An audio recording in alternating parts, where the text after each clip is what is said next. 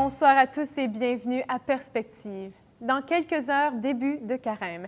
Et pour nous accompagner dans la prière jusqu'à Pâques, le pape François récitera le chapelet chaque jour sur Radio Vatican, maintenant Vatican News, en italien.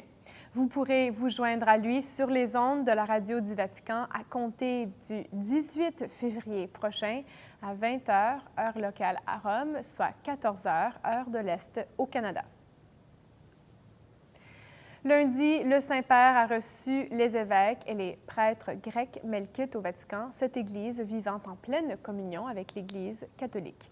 Ils ont célébré la messe ensemble dans la chapelle Sainte-Marthe et plutôt que de livrer une homélie, le pape a parlé de la raison d'être de cette visite du patriarche melkite Joseph Absi et de sa délégation. C'était pour réaffirmer cette communion entre les deux Églises, a expliqué le pape. Il a ajouté qu'une grande portion de ce peuple melkite qui vit en Syrie sont crucifiés comme Jésus. La messe a donc été célébrée à l'intention des chrétiens persécutés au Moyen-Orient. La visite du synode des évêques melkites est arrivée au terme d'une assemblée de l'Église d'Orient au Liban depuis le début du mois.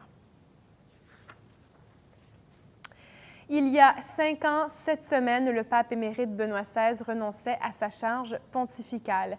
C'était une première pour l'Église catholique, c'est-à-dire aucun pape ne l'avait fait depuis le 15e siècle. Et le 11 février 2013, Benoît XVI a expliqué aux cardinaux convoqués dans la salle du consistoire qu'il démissionnait. La vigueur du corps et de l'esprit se sont amoindries en moi, disait-il dans sa lettre, de telle manière que je dois reconnaître mon incapacité à bien administrer le ministère qui m'a été confié. L'Église et le monde entier étaient en choc. Le cardinal Marc Ouellet était en consistoire ce matin-là où le pape émérite a fait l'annonce. Il a été interviewé au micro de Radio Vatican. On lui demande de définir cette période de la vie de Benoît XVI après sa renonciation. Écoutez. C'est un grand événement d'Église que le témoignage de cet homme. On parle aujourd'hui de la réforme de la papauté, n'est-ce pas?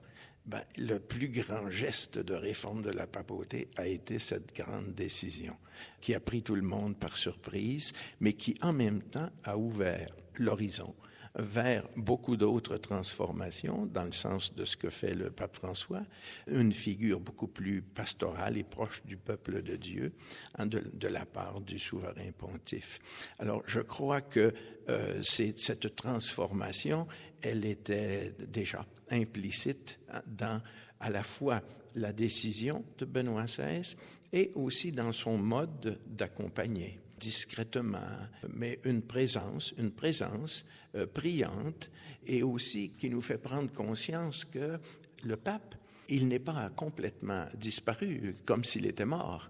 Il est toujours là et toujours dans l'exercice d'une certaine fonction épiscopale, papale, c'est-à-dire l'intercession, une solidarité, une discrétion totale, aucune intervention qui pourrait, je dirais, mettre un doute sur ce que fait son successeur. Et on imagine que parfois, il a dû se poser des questions, avoir des surprises lui-même, mais il a été admirable de discrétion, de sérénité, et puis, je dirais, de présence aimante, cordiale et priante. Enfin, un nouvel évêque a été nommé pour le diocèse de Nelson en Colombie-Britannique. Monseigneur Gregory Bittman était évêque auxiliaire à Edmonton, en Alberta, au moment de sa nomination. Il remplacera Monseigneur John Corriveau, qui a démissionné en raison de son âge. Le diocèse de Nelson compte 54 paroisses et missions et dessert une population d'environ 78 000 catholiques. Et voilà, c'est tout pour aujourd'hui. Merci d'être à l'écoute et à la prochaine.